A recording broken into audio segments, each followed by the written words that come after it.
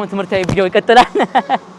ስለ ዶሮዎች ይሄ የዶሮዎች አናት ኮከን ምን ይናገራል?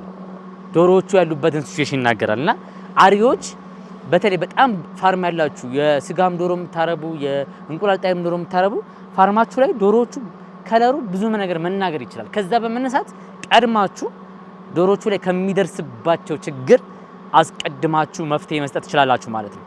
የጤነኛ ዶሮ ኮከን አናቱ ልክ እንደምታዩት ፒንክ ነው መሆን ያለበት። ሬድ ወይም ፒንክ ሞር ወደ ፒንክ ያደላ ከለር መሆን አለበት ማለት ነው። አንዳንዴ ግን ዶሮዎች በሚታመሙበት ሰዓት ይሄ አናታቸው ምን ይሆናል ማለት ነው? ጥቁር ይሆናል ማለት ነው። ብላክ ይሆናል ምስሉ ላይ እንደምታዩት ማለት ነው።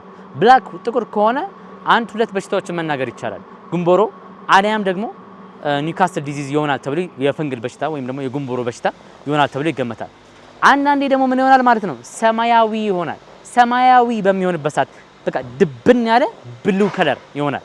ሰማያዊ በሚሆንበት ሰዓት የመተንፈሻ አካል ችግር ሪስፒራቶሪ ዲዚዝ ይሆናል ብለን መገመት እንችላለን ማለት ነው። እንደዚሁም ደግሞ አንዳንዴ ምን ይሆናል ማለት ነው? ነጭ ይሆናል። ላይክ ፒንክነቱን ትቶ ሙሉ ለሙሉ ወደ ነጭነት ከለር ይሄዳል። ይሄ የሚሆነው ምን ሲሆን ነው? አኔሚክ በሚሆኑበት ሰዓት ነው። ዶሮቹ አኔሚክ እንዲሆኑ ደግሞ የሚያደርጋቸው ነገር ምንድነው? የሬድ ብለድ ሴል ማነስ ሲሆን ይህም ከሰውነታቸው ብዙ ደም ሲወጣ ነው። ስፔሻሊ ሳም ፓራሳይቲክ ኢንፌስቴሽን ይህ ነገር ሊያስከትሉ ይችላሉ ማለት። ስለዚህ እነዚህ ነገሮች የዶሮቹን አናት ኮከን ማየት ይጠበቅባቸዋል ማለት ነው። እነዚህ ዶሮ ላይ አናቱ ላይ የሚታይ ተወሰኑ ኤክቶ ፓራሳይት ወይም ደግሞ ውጨኛው ክፍል ላይ ፓራሳይቶች አሉ። ይሁሉ ጠቆር ያሉ ነገሮች ይታያሉ። በዚህ ሳይት ይታያቸው ጠቆር ያሉ እነዚህ ኤክቶ ፓራሳይት ናቸው።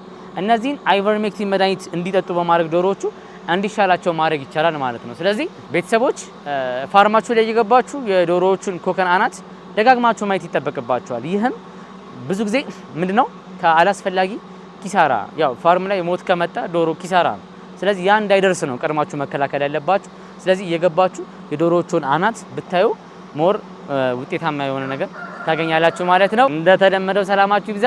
አሁንም ደግሜ የምጠይቃችሁ ነገር ሰብስክራይብ እያረጋችሁ እኛውን 10,000 መግባት የለብንም ሰብስክራይበር እያረጋችሁ ግን ደግሞ ትምህርታዊ ቪዲዮ ይቀጥላል።